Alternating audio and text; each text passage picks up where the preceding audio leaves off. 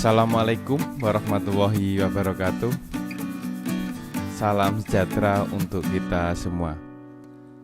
Selamat datang untuk rekan-rekan semuanya yang saya banggakan dimanapun Anda berada. Semoga kita selalu dalam keadaan sehat walafiat dan selalu dalam lindungan Allah Subhanahu wa Ta'ala. Selamat datang di ruang belajar untuk mata kuliah Auditing 2 Fakultas Ekonomi dan Bisnis Unisnu Jepara. Pada sesi hari ini saya akan sedikit menjelaskan terkait dengan di pokok bahasan, yaitu audit terhadap siklus pengeluaran, yaitu terkait dengan di pengujian substantif terhadap aktiva tetap. Di pengujian substantif terhadap aktiva tetap dengan beberapa sub pokok bahasan. Jadi ada beberapa sub pokok bahasan. Jadi yang pertama, kita dalam belajar untuk di pengujian substantif terhadap aktiva tetap ya, perlu kita memahami yang pertama adalah di deskripsi aktiva tetap itu sendiri. Yang kedua adalah prinsip akuntansi berterima umum dalam penyajian aktiva tetap di neraca. Dan yang ketiga adalah tujuan pengujian substantif terhadap saldo dari aktiva tetap. Dan yang keempat adalah program pengujian substantif terhadap saldo aktiva tetap. Untuk tujuan pembelajaran kita, jadi kenapa sih kita harus belajar kaitannya di topik ini atau aktiva tetap di sini, yaitu pengujian substantif pada aktiva tetap. Ini tujuan pembelajarannya adalah agar mahasiswa mampu memahami konsep audit siklus pengeluaran pada perusahaan untuk pengujian substantif terhadap aktiva tetap. Itu tujuan pembelajaran kita pada topik hari ini.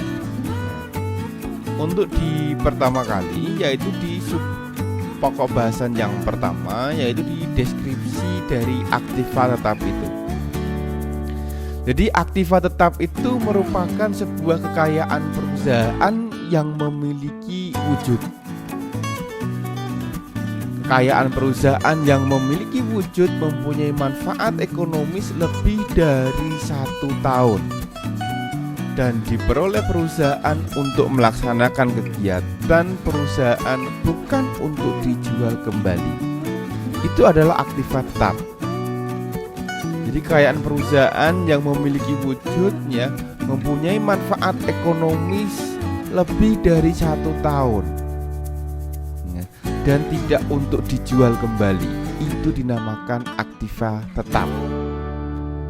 Jadi kalau misalnya dimiliki untuk dijual kembali, biasanya masuk di aktiva lancar. Itu adalah di deskripsi untuk aktiva tetap. Jadi karena dari kekayaan ini mempunyai wujud ya, maka seringkali untuk aktiva tetap itu disebut dengan di aktiva tetap berwujud atau tangible fixed asset ya, tangible fixed asset. Jadi, karena dia bentuknya memang berwujud ya, ini. Dan penggolongan dari aktiva tetap itu sendiri ya, pada perusahaan manufaktur itu ada beberapa jenis penggolongan. Yang pertama itu biasanya satu adalah tanah dan perbaikan untuk tanah tersebut. Itu penggolongan aktiva yang pertama. Yang kedua adalah gedung dan perbaikan gedung tersebut. Yang ketiga adalah mesin dan equipment pabrik. Yang keempat adalah di mebel dan yang kelima adalah di kendaraan. Ini adalah 5 jenis untuk penggolongan aktiva tetap di dalam perusahaan manufaktur. Lalu apa transaksi yang bersangkutan dengan aktiva tetap? Karena kita akan belajar di pengujian substantif, maka kita perlu memahami transaksi apa saja yang ada di dalam aktiva tetap. Jadi transaksi yang bersangkutan dengan aktiva tetap itu bisa secara umum digolongkan menjadi dua, yaitu transaksi yang berkaitan dengan aktiva tetap itu sendiri dan transaksi yang berkaitan dengan depresiasi akumulasi aktiva tetap. Untuk yang pertama, yaitu transaksi yang berkaitan dengan aktiva tetap, ya. Dan aktiva tetap itu sendiri yang pertama yaitu di transaksi pemerolehan aktiva tetap tersebut. Bagaimana sih diperoleh sebuah aktiva tetap yang di dalam sebuah perusahaan? Yang kedua adalah transaksi untuk pengeluaran modal. Bagaimana aktiva tetap itu diperoleh?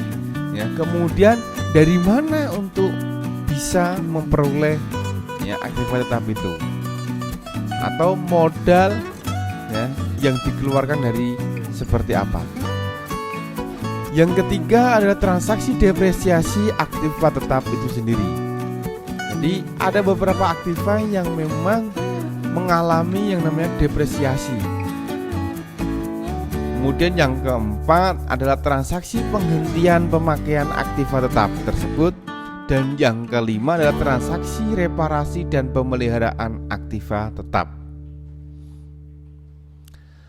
Lalu transaksi yang berkaitan dengan aktiva tetap dalam hal depresiasi akumulasi aktiva tetap itu juga ada 4. Yang pertama ada di penghentian pemakaian, yang kedua ada di penjualan, dan yang ketiga ada di pertukaran, dan yang keempat terkait dengan di depresiasi.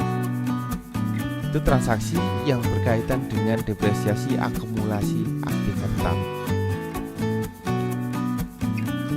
Jadi seperti apa sih jurnal transaksi terkait dengan mutasi atau perubahan aktiva tetapnya dan akun depresiasi akumulasi untuk aktiva tetap? Untuk yang pertama, jadi transaksi pemerolehan aktiva tetap itu bisa dicatat atau di jurnal, yaitu dengan aktiva tetap di debit dan kas di kredit. Jadi pada saat memperoleh aktiva tetap ya, jadi perusahaan dapat mencatatnya atau menjurnalnya dengan jurnal aktiva tetap pada kas. Yang kedua adalah transaksi pengeluaran modal atau capital expenditure. Di dalam transaksi pengeluaran modal di sini, jadi modal tersebut dikeluarkan ya untuk memperoleh aktiva tetap, maka dapat dicatat yaitu dengan aktiva tetap di debit dan kas di kredit. Atau dengan kata lain aktiva tetap pada kas. Dan transaksi atau jurnal transaksi yang ketiga yaitu terkait dengan di transaksi depresiasi untuk aktiva tetap. Bagaimana untuk mencatat depresiasi aktiva tetap di perusahaan? Jadi dalam kejadian atau transaksi yang berkaitan dengan depresiasi aktiva tetap, perusahaan dapat mencatatnya atau menjurnalnya dengan biaya depresiasi di debit pada depresiasi akumulasi aktiva tetap di kredit. Dan yang keempat adalah terkait dengan di transaksi penghentian pemakaian aktiva tetap. Jadi pada saat aktiva tetap tersebut itu tidak dipakai atau dihentikan, maka perusahaan juga perlu untuk mencatatnya. Maka catatan perusahaan atau jurnal yang dibuat itu adalah depresiasi akumulasi aktiva tetap di debit, rugi penghentian pemakaian aktiva tetap di debit pada aktiva tetap. Pada aktiva tetap itu adalah jurnal transaksi pada saat penghentian pemakaian untuk aktiva tetap. Lalu bagaimana untuk mencatat transaksi reparasi dan pemeliharaan aktiva tetap itu. Jadi, untuk mencatat transaksi reparasi dan pemeliharaan aktiva tetap itu, ya. Jadi jurnal yang bisa digunakan atau catatannya itu biaya reparasi dan pemeliharaan aktiva tetap di debit, pada kas di kredit, ya. Pada persediaan suku cadang di kredit, pada gaji dan upah di kredit, biaya overhead pabrik yang dibebankan di kredit. Itulah jurnal transaksi terkait dengan di perubahan aktiva tetap dan akun depresiasi akumulasi. Apa sih sebenarnya perbedaan antara aktiva tetap dengan aktiva lancar? Jadi, dalam kita mengaudit, ya, seorang auditor perlu memahami perbedaan, ya, aktiva tetap dan aktiva lancar. Karena apa? Aktiva tetap itu memiliki karakteristik yang berbeda dengan aktiva lancar, sehingga perbedaan ini itu memungkinkan memiliki dampak terhadap pengujian substantif, ya, pada kedua golongan aktiva tersebut, ya, yaitu aktiva, ya, tetap dan aktiva lancar.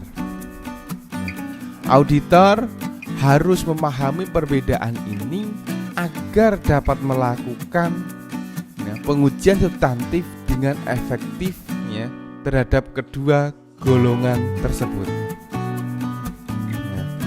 Itu di aktiva tetap, ya. Jadi perbedaan karakteristik dari aktiva tetap dengan aktiva lancar itu, yang pertama, akun aktiva tetap memiliki saldo yang besar dalam neraca, dan yang kedua adalah kesalahan pisah batas transaksi, dan yang ketiga adalah aktiva tetap yang disajikan di neraca pada kosnya.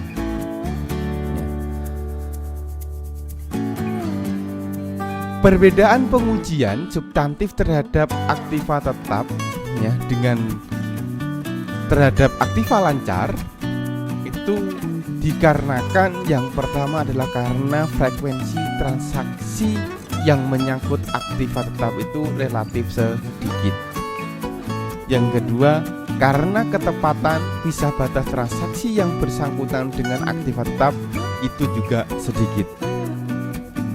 Dan pengujian substantif terhadap aktiva tetap dititik beratkan pada verifikasi mutasi aktiva tetap yang terjadi dalam tahun yang diaudit.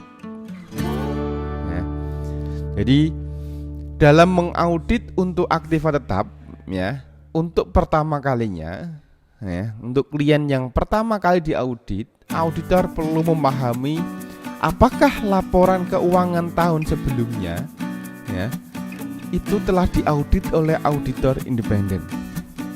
Yang kedua, apakah klien menyelenggarakan catatan rinci untuk aktiva tetapnya, dan yang ketiga adalah apakah klien mengarsipkan dokumen, ya, yang mendukung transaksi yang bersangkutan dengan pemerolehan aktiva tetap, ya. Itu, ya, sedikit penjelasan, ya, terkait dengan di deskripsi untuk aktiva tetap, ya. Semoga kita memberikan tambahan, ya, pengalaman dan pengetahuan untuk kita semua. Dan saya cukupkan dulu.